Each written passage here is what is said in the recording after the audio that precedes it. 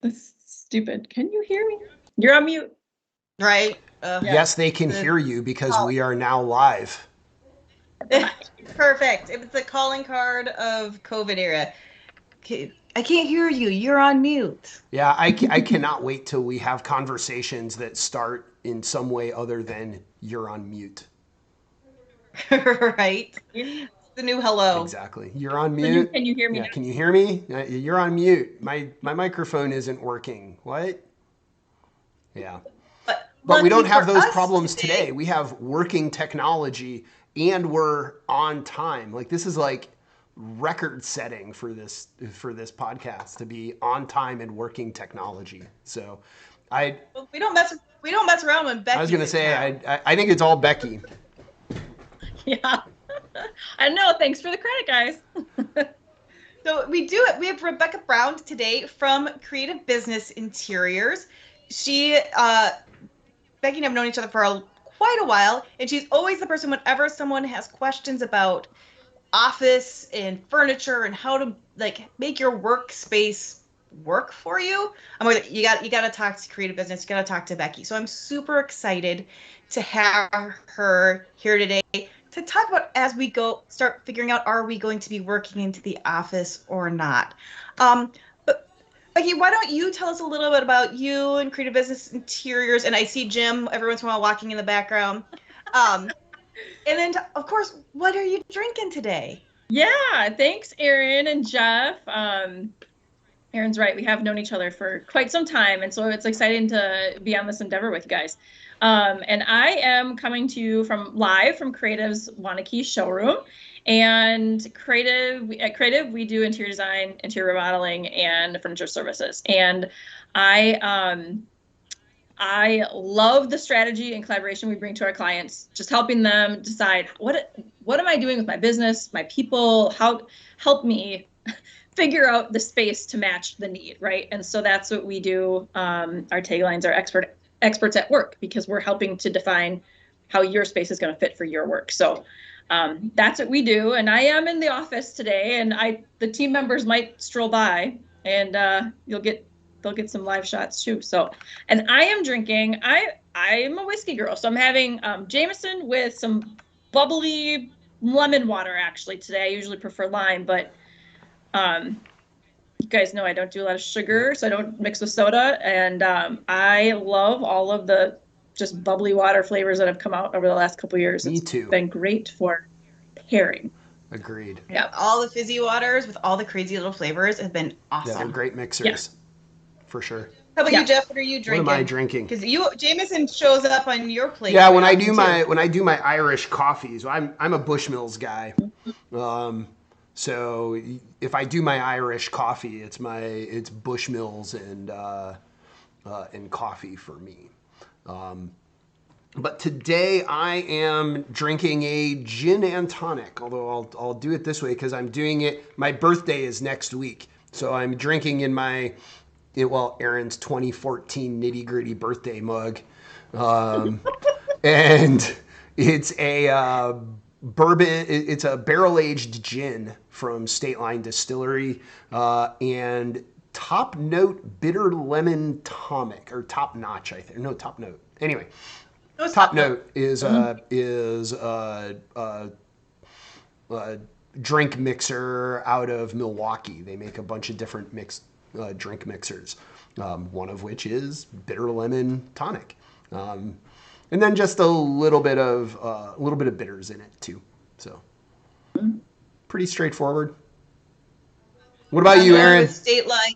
Well, I'm going with State Line as well. I have rum, so we had rum. This episode brought to you by State Line Distillery, apparently. State Line Distillery. It won't serve you wrong. I'm sure John will appreciate the plug. If you have rum and mint, you got to have a mojito. So that's what I got going on. Erin, did you forage your own mint? Did you go pick your mint? Forage as in we have some mint that is going out of control in our garden. And so I went and hacked at some of it there to maybe someday get it back into control, or just let it take over and realize we are only going to be mint farmers from now on. Yeah, for sure.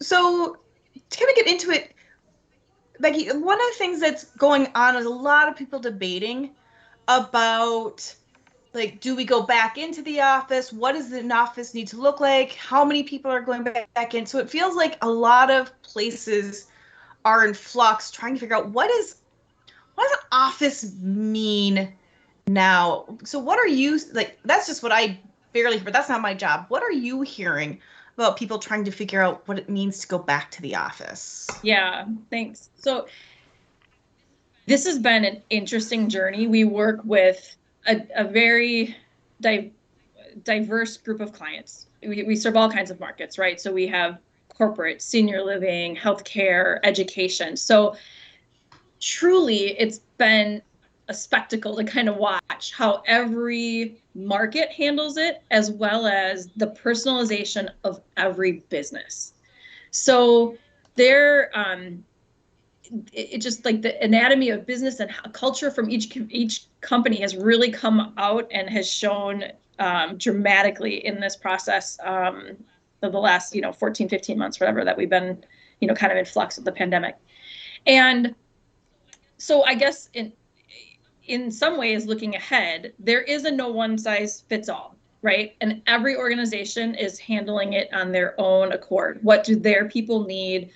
Are we small? Are we big? Do we have multi buildings and different, lots of campuses? And so that all has its like life of its own and responsibility to the organization to try to figure that out.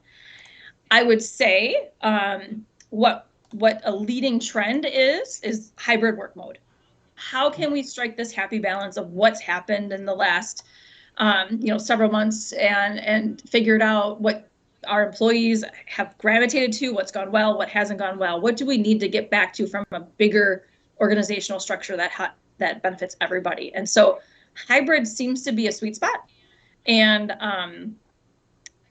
again, that's very unique to every organization. So back in the late 90s, early 200, when people were like, oh, we can start working from home and coming in and all that, it involved a lot of hot desking or hoteling or whatever, but it seemed to involve a lot of really kind of open office and tables that people could jump in at any time.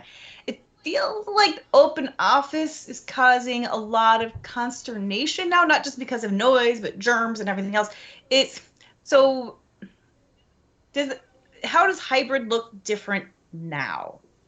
Yeah, you bring up so many good points, Erin, because the reality is the idea of remote work and work from home is not new. And Jeff, I know you've shared with me stories of hoteling organizations that you worked for in the 90s, sure. That had hoteling. And at this point, we're decades into this, right? Like this is not new. So understanding how that sort of like work environment fluctuates with retention and culture, like that, there's a lot out there speaking to all of that. Today, Erin, the question has been posed, is open office dead? Well, open office isn't dead. It's gonna look differently. And I think one of the ways that it looks differently is that it's now serving a direct solution to what are you doing when you're here? And that might mean when I'm here, I don't need the same amount of real estate every single day, because even if I had that same real estate every single day in my desk, I may not be at that desk all day long because I'm hopping around and seeing different people. So truly, this sort of like activity-based planning in an open environment has gotten some traction behind it. The concept's been here a while, but now that we know people can be productive with heads down work when they're at home, then maybe when they come in, they need a different environment, something that supports collaboration or interaction, or momentarily, being able to get into some heads down work, but hop out of that and then be with a team. And that is taking shape in neighborhoods. So more so in an open environment, it's more of a smaller neighborhood that says, I can help my worker accommodate all of these different tasks when they're here within this neighborhood. And then maybe on the days that they're at home, that's when they're focusing on their productive work. Yeah, I think one of the issues when I experienced hoteling, quote, hoteling in the late 1990s, as we discussed, I worked for a company that had the opportunity to build a brand new world headquarters, and they introduced all this hoteling space, and of course nobody used it. It was all, everybody just comes in every day and they just sit in the same desk that they always sat in.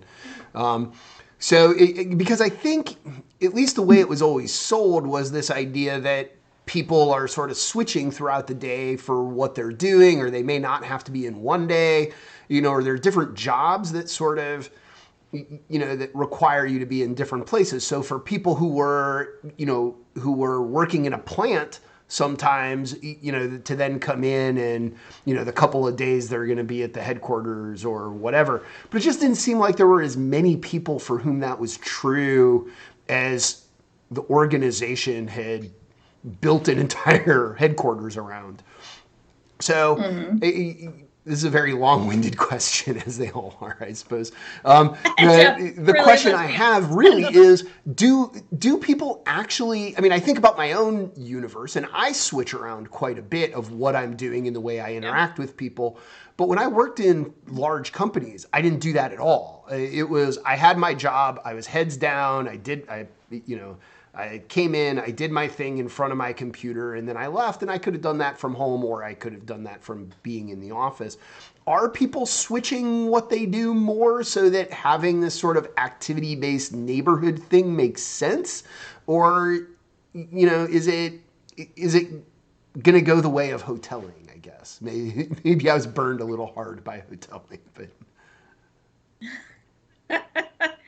So... I think one of the major drivers, Jeff, over time has been technology. So technology as a tool to be able to be like, I can literally work wherever I want in this office. Like if I need to pick up and go and work, in the cafe or in a team neighborhood, like I can pick up and I can be agile and move around. And so if the environment that I'm moving around in can support my activity, and in those activities might be in a physical space, which might define things like acoustics, visual privacy, and it's not all uniform, but there's variety, then workers are drawn to that because they can kind of pick where they want to go. So, Becky, one thing that I caught you say more than once is culture. And I find that kind of funny because I never really think about office space and office furniture and culture, but once you say it, you're like, well, of course it has to reflect. Yeah. Right. And so, like, how do you, as someone trying to think about office space, because we just got some new smaller spaces, like, how do you make that leap? What are some of the things that you ask as you collaborate to get them thinking about, okay, what is my culture demand of my space, or what is culture demand of my thing, other than saying everybody gets this chair, the stool I bought from Walmart today? You guys, culture's so broad, right? And there's so many minutia interactions with your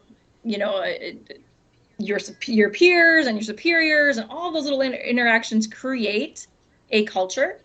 But if your physical space doesn't say it's set in a way that you and I can engage or rub shoulders or talk or have an open environment or supported space to have a private conversation, that drastically affects culture, right? It also, in a cultural way, in a branded way, it helps build, building affinity. And so like the employee to understand, this is our culture, this is who we are, this is who we want to emulate, right? Like that all comes through in the way that we aesthetically can orient a space. So culture's an intricate byproduct of what happens due to a physical environment, as well as, leadership and the people factor. So yeah, I think they're really intricate. Yeah, it's fun to kind of think about.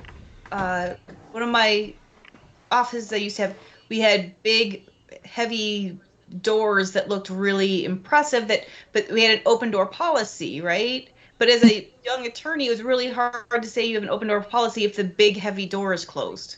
Right. And as soon as we moved to an office that had glass doors, it was a lot easier to like poke in and be like, oh, the partner doesn't look so busy. Maybe I can say something, or ooh, they look really busy, or their head is an unnatural shade of red. I don't think I'm going to ask my question now. Yeah. And so I can see how that space can really space can actually encourage or discourage that interaction and that collaboration that you might be trying to get. Yeah, 100%, right? So interior design is all about human factors. And that's the one of the things I really love about my job is that, you can have a beautiful building, but really the part that the people interact with is affected by the interior environment. And that includes furniture and finishes and lighting and, kind of unique fixtures throughout the space. So it definitely informs behaviors. It promotes behaviors, it deters behaviors. So I guess I'll ask, and be even a little more specific, because it's got me thinking about, like, yeah. I'm a technology geek and I love like all the new latest toys. So one of the things, we're actually building out some of our own space at the Law and Entrepreneurship Clinic, and so we've been looking at some stuff, and like there are all these like weird little, like, they look like the old cigarette butt waste things, but they're electric stands that you move around, and so it's just like electricity that you can plug your laptop or your phone into, but you can just move them around, which is really nice, because there's never enough outlets anywhere ever. Right. So like I was like, oh, that's kind of cool. Like, we can move around the outlets now. That's pretty sweet. So what are, like, coming out of COVID, what's some of like cool technology that's either helping to reinforce this, hybrid work, or just cool things that this neighborhood style workspace is sort of demanding of the space? Mm-hmm. So, I mean, power is great. You need that to be flexible, right? We all have to plug in everything. So that's like being able to have solutions like that you can move around and be user defined, is really important. So it's a catch-22, right? So I think the thing here is that in these neighborhoods, as much as possible, you have some user definition about when I enter a space, I know that I can move this, adjust this, make it fit me for what I need to do for my task.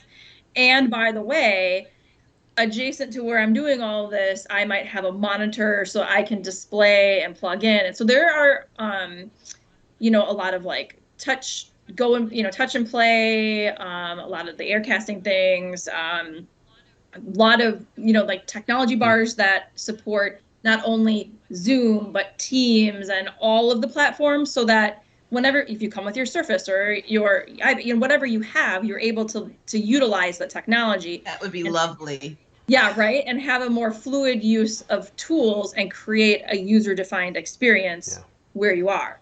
So that's all happening within sort of these neighborhoods. Okay. Go ahead. So when you say, sorry, I was going to say, when you say neighborhood, like what I know what my neighborhood is when I look out my window and I see my, neighbor walking with their dog and things like that. What is a neighborhood in an office thing? It's like my office experience is hallways with offices on one side, cubicles on the other, lunchroom over here, bathroom over here. Like that doesn't feel very neighborhoody to me. Yeah, no, right. So neighborhood, first and foremost, I think you have to have an open environment. So think of an open floor plan where maybe previously you'd walk in and be like, wow, look at all these awesome cubicles, right? Like space kind of thing. Yeah, so here I am, I'm in this open environment. So the neighborhood creates maybe some dynamics and elevation, so that if I'm entering a new space and I don't know where I'm going, perhaps using a different height system allows me to create some wayfinding, bring in some different materialities, bring in some plants, and then I can bring things down in a different plane to emulate, like, hey, this is where this type of work is going to happen. And a neighborhood really then is defined by sort of like contiguous spaces that allow a user to kind of flow. And so maybe at like one point in the space, I have my heads down, sort of more traditional, here's my adjustable table and chair, and I have space to spread out and get on my computer, right? But I'm gonna only do that for like 2 hours of my day. And then Erin and I and Jeff are gonna get together and do our happy hour. So I need the lounge chair here because we're gonna creatively think. And then, but after that, we're gonna go into a Zoom meeting with our entire department, many of which might be remote. So now we have a hybrid meeting. And so like it's kind of this contiguous like things all in an open plane. Okay. Helping you, can you visualize a little? a little bit. So like when you think of a neighborhood in like a bigger city, you have housing, but you also have retail and you have shopping, and they're all within walking distance, and they're all kind of have the same flavor, but you're not.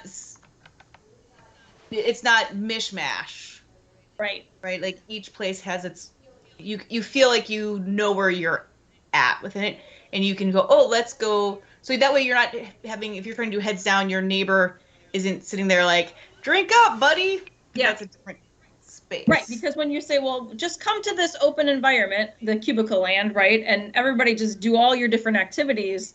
Everybody's all over the place in their different activities. And now you might, causing more disruptions. And this is where productivity has really fallen in the open environment, and why so many workers at home are saying, I can be productive. Well, you can be productive at your individual tasks, right? But you don't get an individual task unless you have a more strategic plan and items to be tasked with, right? So at some point you have to come back together, and creating a neighborhood, Erin, like you said, like if I'm living in the apartment upstairs and I need to go down and like grab my groceries and my coffee from across the street, I get my nice little trifecta of things I might need in my day, right? Yep. But now you apply that to an office environment. And one of the things I think is really interesting here, as you were talking, it got me thinking that I used to work at a place here in Madison that will remain unnamed, but is a large building near campus. And when they first built the building, relatively new building, when they built it, they put all the bathrooms on one side of the building. And the idea was, by putting all the bathrooms on one side of the building, which is the entire building takes up a city block. So they have bathrooms on one side and coffee machines on the other. And so the whole idea was, we're going to put all the bathrooms on one side of the building. So that way, is everybody has to filter to that side. You're going to have these natural collisions that happen in the space. And that never actually happened, because everybody just has to go to the bathroom. So you're not stopping and talking to people. And it seems to me, and I think part of the reason for that is because the collisions that you want to have happen aren't necessarily like random collisions with some like rando from the company. It's other people on your team. And you're not going to run into other people. Well, you might run into other people on your team while walking to the bathroom, but that's not the kind of collisions that we want, that I think we're trying to encourage, right? It's the team collisions. It's the oh, I have a quick question, so I need to go stop somebody, not necessarily this weird like awkward exchange at the door of the bathroom while you're trying to figure out if the person washed their hands or not.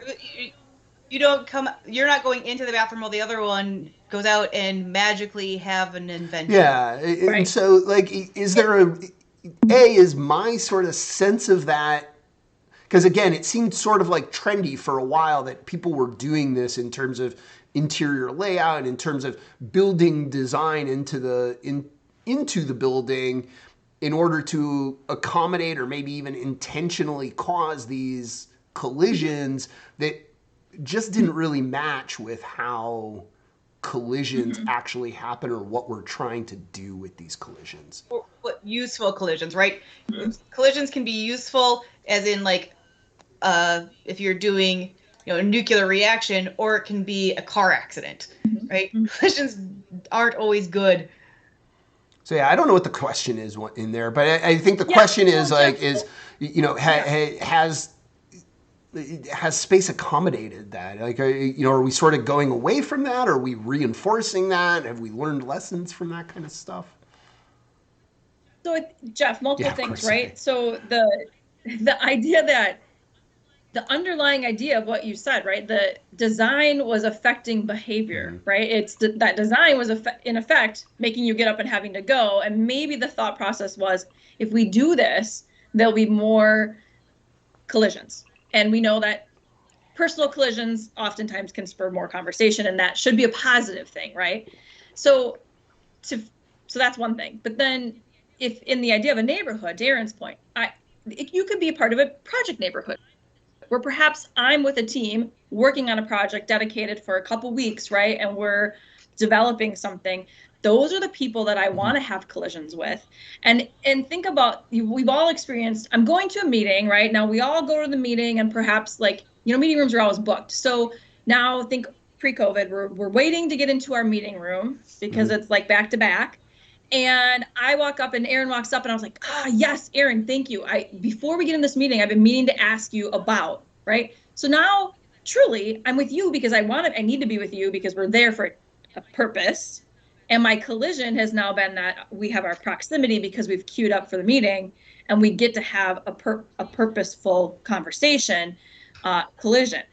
So that concept on a macro level can apply to the micro of the neighborhood, right? So maybe it's a project neighborhood, and now by the being able to move from these environments, I'm going to have more purposeful collisions because the people there are meant to be there with me, and it's purposeful.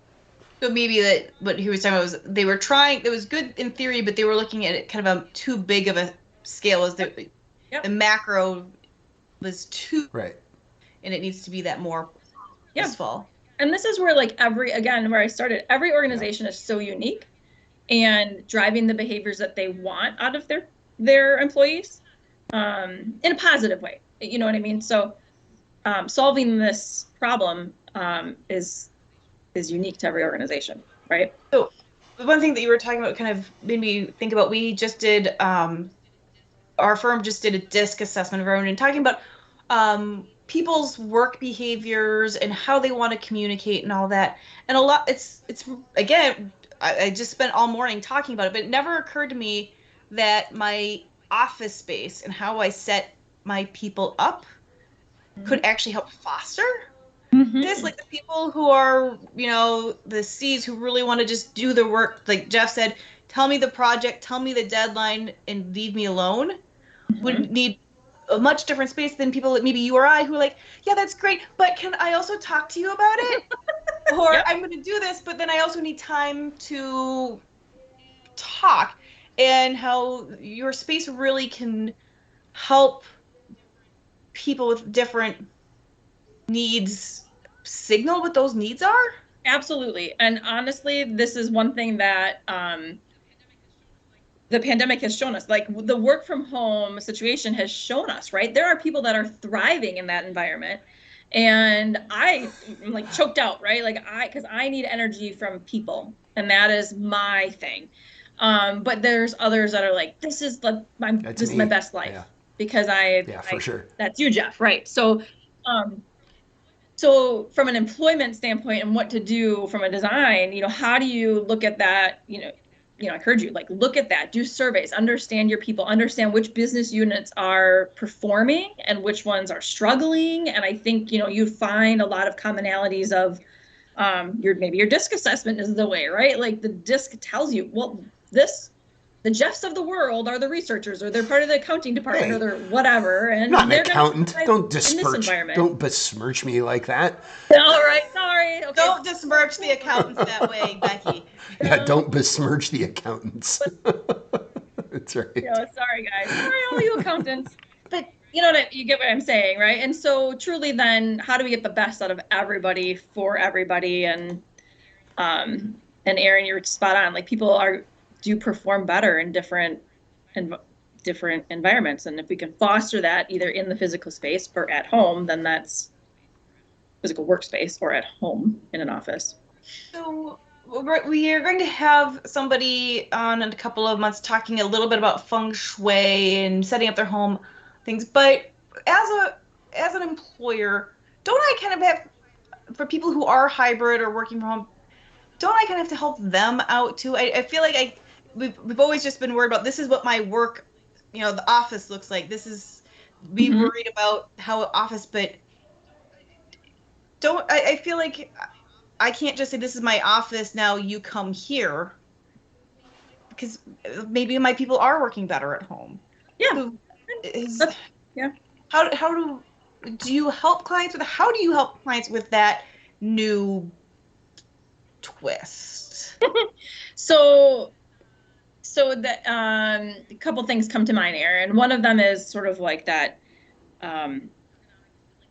ergonomic is like how can I support you still physically while you're at home, right? Because when you're home, there's you still sit in a chair. How many people were sitting at their kitchen table with their kitchen chair and realizing that maybe this wasn't an 8-hour a day kind of chair? Right. So some employers are doing stipends to help, say, hey, we will support you in a physically at home through buying a chair, an ergonomic chair, adjustable table, monitor arm, some of those workplace tools that you might have at the office taken care of for you, but knowing that you're at home, you need it too. And manufacturers have responded to that. They know that this is going to stay a thing for a while, working from home. And so major manufacturers have developed e-commerce sites so that it can be, a little bit more transactional with employees to work at home and get them set up with equipment. So there's been a major shift from the furniture standpoint, that industry recognizing it and supporting it. The other thing that comes to mind though is, Erin, like I think about brand identity and how many Zoom calls I sat on at home and I was in my kitchen. Like from a brand for creative business interiors, was I screaming, I'm on point? Yeah, you can put on virtual backgrounds and whatever. Yeah, they all suck.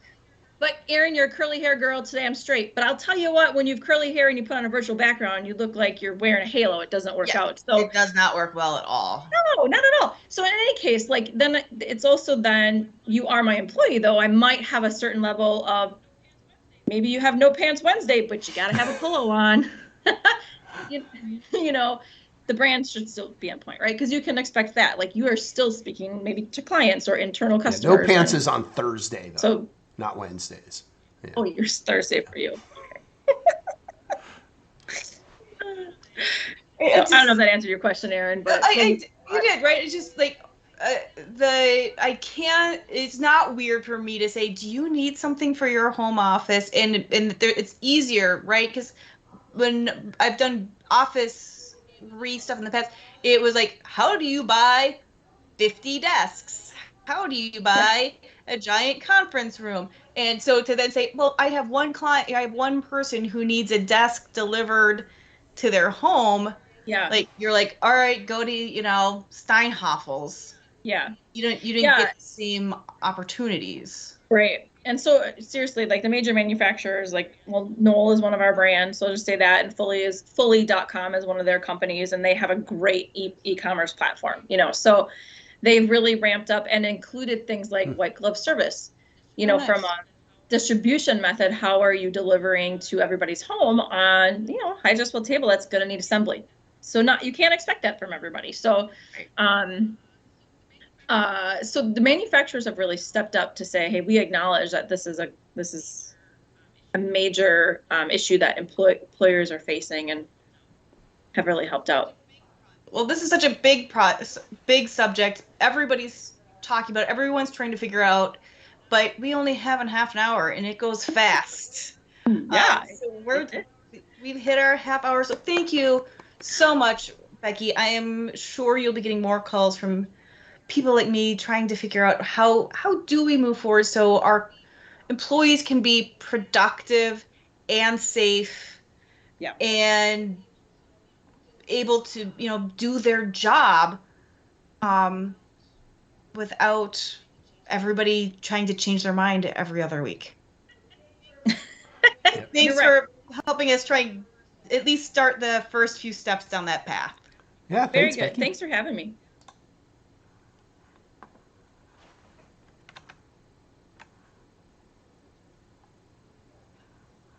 Hang on.